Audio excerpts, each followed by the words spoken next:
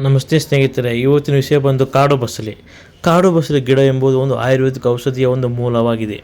ಕಾಡು ಬಸಳೆ ಗಿಡ ಹೆಚ್ಚು ನಾವು ಆಯುರ್ವೇದಗಳಲ್ಲಿ ಹೆಚ್ಚಾಗಿ ಬಳಸುತ್ತಾರೆ ಮತ್ತು ಇಂಗ್ಲೀಷ್ ಮೆಡಿಸಿನ್ ಕೂಡ ಇದನ್ನು ಉಪಯೋಗಿಸ್ತಾರೆ. ಕಾಡು ಬಸಳೆ ಗಿಡ ವಿಶೇಷತೆ ಏನಂದರೆ ಇದು 150ಕ್ಕೂ ಹೆಚ್ಚು ರೋಗಗಳನ್ನು ಗುಣಪಡಿಸುವ ಗುಣವನ್ನು ಕೂಡ ಹೊಂದಿದೆ.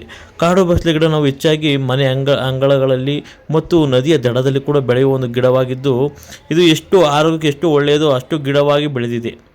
ಇದು ಈ ಕಾಡು ಬಸಳೆ ಗಿಡ ಮಲೇರಿಯಾ, ಟೈಫಾಯ್ಡ್ಗೆ ಜೊತೆಗೆ ಉತ್ತಮ ಮತ್ತು ಸೋಂಕು ನಿವಾರಕ, ಶೀತ, ಕೆಮ್ಮು ಮುಂತಾದ ರೋಗಗಳು ಕೂಡ ಉತ್ತಮವಾಗಿದೆ.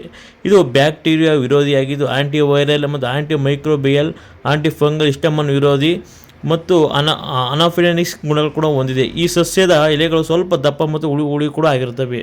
ಇದು ನಾವು ಹೆಚ್ಚಾಗಿ ಪಿತ್ತಕೋಶ ಕಲ್ಲು, ಕಿಡ್ನಿ ಸ್ಟೋನ್, ಕಲ್ಲಿನ ಸಮಸ್ಯೆ, ಮಲೇರಿಯಾ, ಟೈಫಾಯ್ಡ್, ಮಧುಮೇಹ, ಮೂತ್ರಪಿಂಡ, ಗ್ಯಾಸ್ಟ್ರಿಕ್ ಮುಂತಾದ ರೋಗಗಳಿಗೆ ಇದು ಗುಣಪಡಿಸುವ ಒಂದು ಔಷಧಿಯಾಗಿದೆ.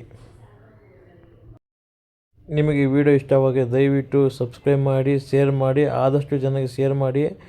ಇನ್ನೂ ಮುಂತಾದ ವಿಡಿಯೋಗಳನ್ನು ಕೂಡ ಸಪೋರ್ಟ್ ಮಾಡಿ ಅಂತ ಕೇಳಿಕೊಳ್ತೇನೆ.